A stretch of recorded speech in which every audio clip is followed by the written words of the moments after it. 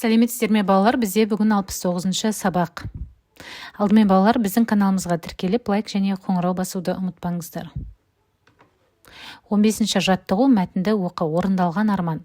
Сауытбайдың тойына көп адам жиналыпты. Біз үйге кірсек, бәрі бір ғана адамның аузына қарап отырған сияқты. Ол орысша киінген, орта бойлы Ыбырай Алтынсарин екен. Біз кіргенде әңгіме балаларды орысша оқыту, мектеп салу туралы болып жатты. Ыбырайдың сөзінен кейін есік жақта отырған бір жұпыны киімді адам Сауытбайға қарап сөйледі. Бітерістің басына жақсы келер қасына дегендей, ауылыңа еліміздің бірегей ардагері Ыбырай келіпті. Бұл кісінің сөзін естідік, көпшілікке өзі үшін емес, ел үшін қолқа салып отыр деді.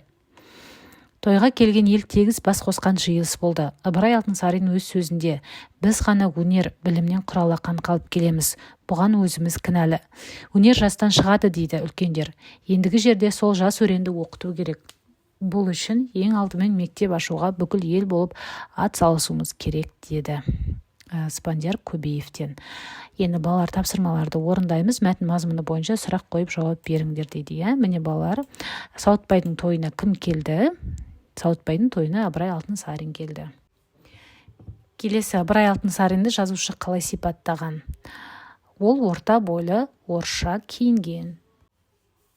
Ыбырай Алтынсарин бұл тойда не туралы сөз қозғады? Ыбырай Алтынсарин балаларды орысша оқыту, өнер білімге баулу, мектеп салу туралы сөз қозғады дейміз. Келесі, мәтінде қандай мақал мәтелдер қолданылды? Мәтінде бітерістің басына, жақсы келер қасына, өнер жастан шығады деген мақалдар қолданылған. Келесі тапсырманы орындаймыз. Ыбырай өнер білім туралы не айтты, ойыңмен бөліс дейді. Міне балалар, біз Ыбырай Алтынсариннің айтқан сөздерін жазып қойдық, мәтіннен алдық. Дәлірек айтсақ, Ыбырай Алтынсарин: біз ғана өнер, білімнен құралақан қалып келеміз. Бұған өзіміз кінәлі. Өнер жастан шығады дейді үлкендер. Ендігі жерде сол жас өренді оқыту керек деді өз сөзінде. Ары қарай енді өз ойымызбен бөлісеміз. Өнерлі білімді ұрпағы бар ел әрқашан алға жылжиды.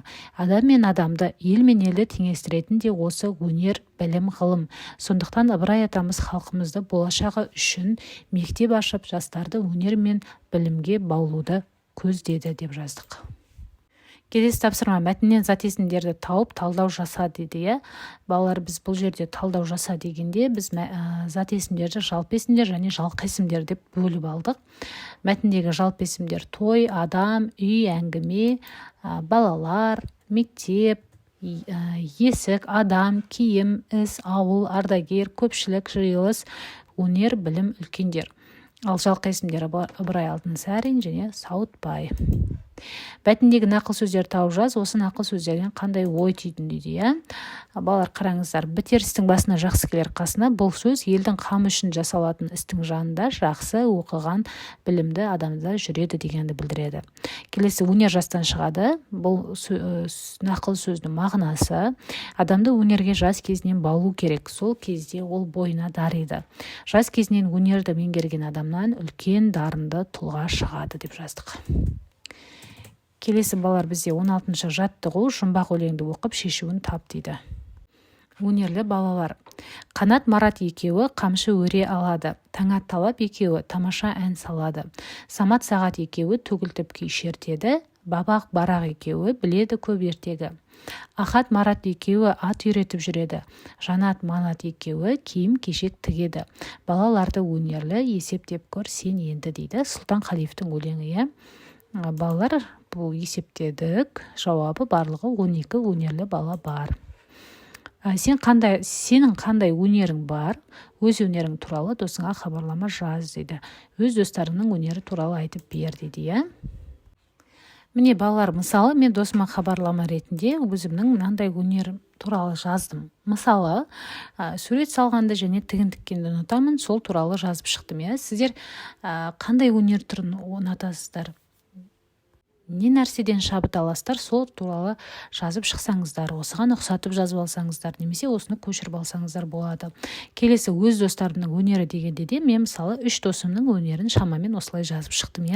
Сіздер адамның аттарын өз достарыңызға алмастырып жазып алуларыңызға болады, немесе өздеріңіздің достарыңыздың бойында қандай өнер бар, сол туралы жазып шықсаңыздар болады.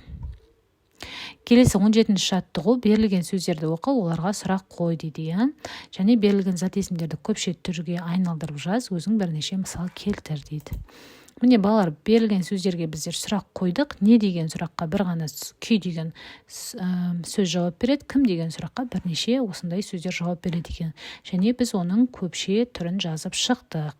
Сонымен бірге өзіміз ойдан тағы да кім не сұрағына жауап беретін жекеше және көпше түрдегі зат есімдерді жазып шықтық.